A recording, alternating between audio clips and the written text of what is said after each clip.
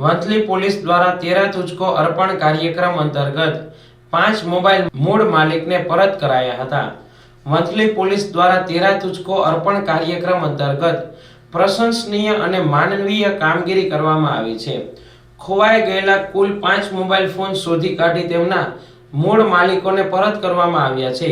પરત કરાયેલા મોબાઈલ ફોનની કુલ અંદાજિત કિંમત રૂપિયા 71,400 થાય છે।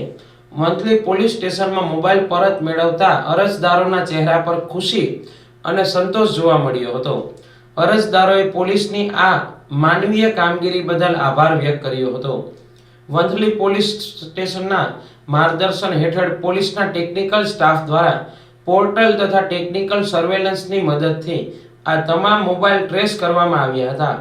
પોલીસ દ્વારા અપીલ કરવામાં આવી છે કે મોબાઈલ ચોરાઈ જાય કે ખોવાઈ જાય તો પોર્ટલ ઉપર